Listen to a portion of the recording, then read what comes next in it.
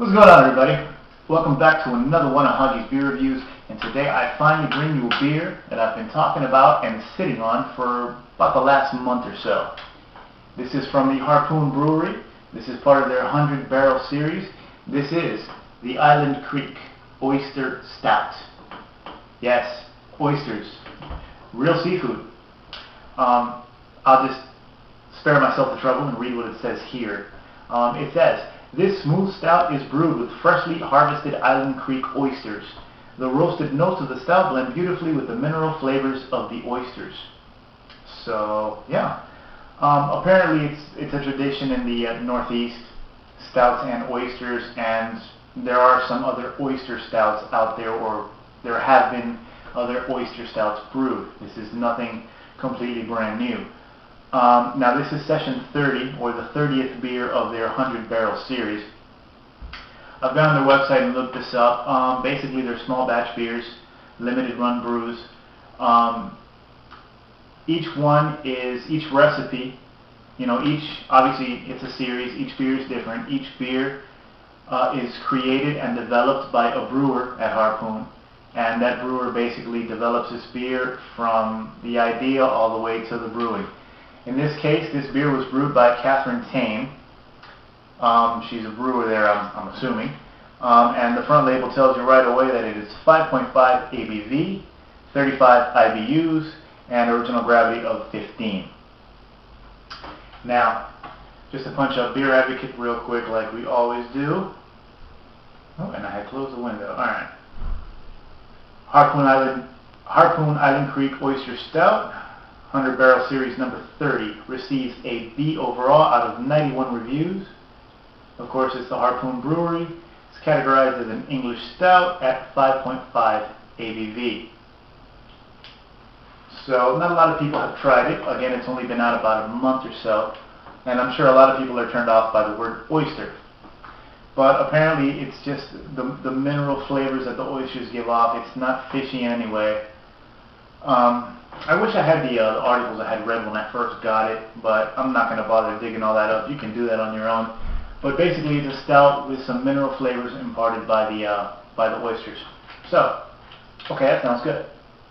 And today it's a stout, and these tulip-shaped pint glasses are really good for stouts. I'm using my Samuel Adams tulip pint glass. This is going to be the last time I use this glass because I don't use it much. I mentioned it in my glassware video that I was probably going to get rid of it, and somebody took me up on that. So I will be sending this off to a new home as of tomorrow. So I wanted to just use it one more time, just to document it, because I've had this for a while. And besides, Samuel Adams is from Massachusetts, Boston, Harpoon is in Boston as well, so it seemed fitting. And I wouldn't put it past Sam Adams to come up with an oyster stout one day either. Anyways, got a little bit of gold foil up here. Take that right off. And a nice Harpoon cap that I want to keep. You know what? I usually don't do this, but hold on.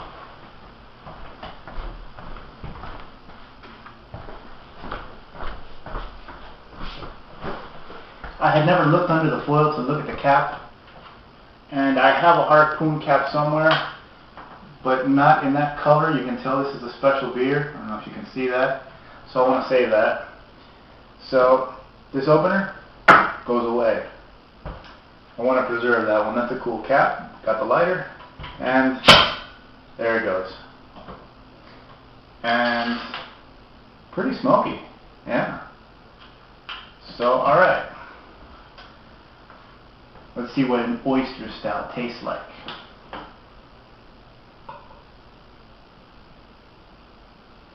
Now, I saw this and it looked different and it seemed different, and I just had to pick it up.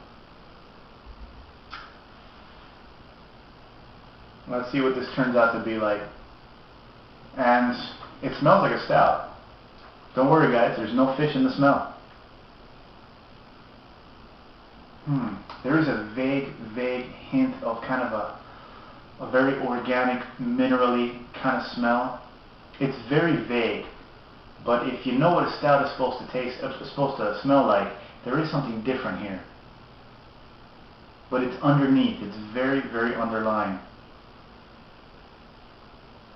Interesting though, because I'm getting smells of roasted malt, mainly roasted malt with a hint of earthy hops. I feel like pouring a little more in here. Bring the head up just a little.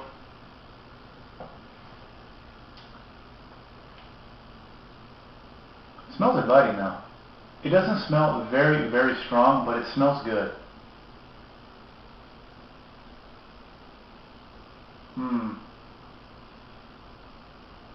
Hints of cocoa.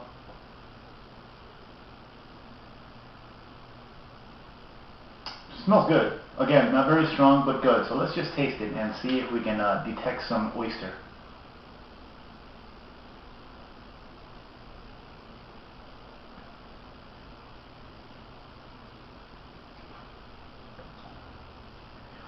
And there is a hint of that same kind of mineral. Oh man, it's so hard to place because it is so subtle, but there is a hint of that. And if you're already thinking oysters, it does kind of make you think of not seafood, but the sea or water, you know, running water over pebbles in a brook, something like that. You kind of get that out of it. It's very hard to explain. There is no seafood taste, there's no fish taste, there's no salty taste. None of that.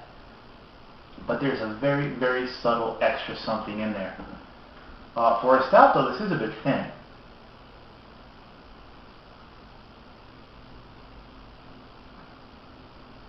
Again, for a stout, this is medium body, but it's tasty. Again, yes, there is that subtle flavor, the minerally flavor imparted by the oysters. I can get that in there. It's subtle, it's vague, but it's there. But as a stout, the flavors aren't that strong. Yes, there's roasted malt, but it's not that strong. Yes, there's a hint of very earthy hops towards the finish, but they're not that strong. There's a hint of cocoa across the board. You know, dark chocolate cocoa kind of thing. And again, it's not very strong.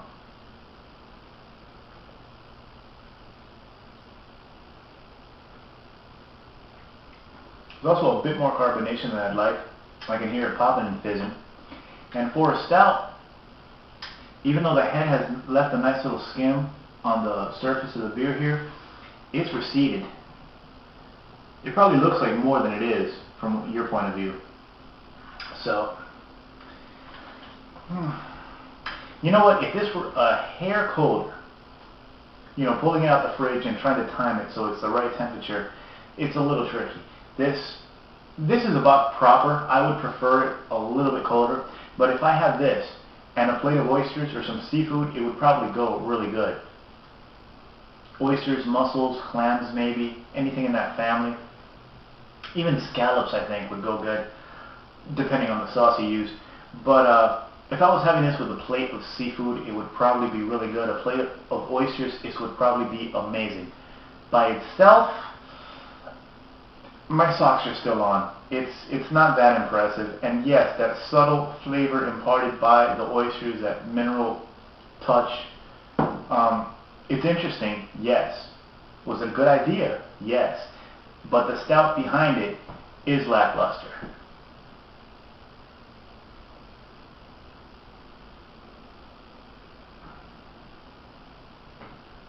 Has a nice astringent bitter finish.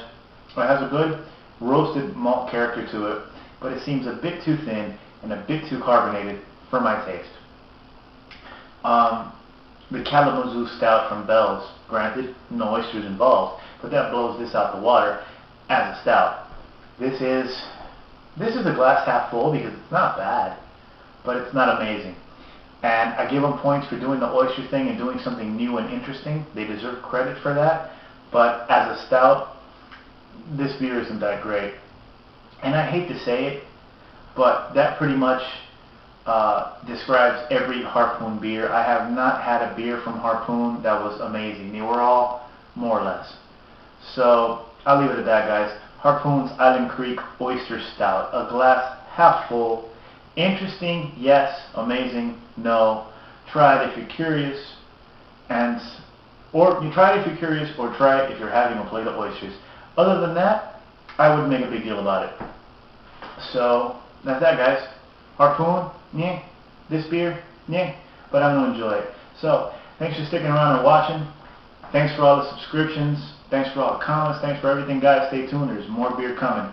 So, enjoy your beer, and cheers.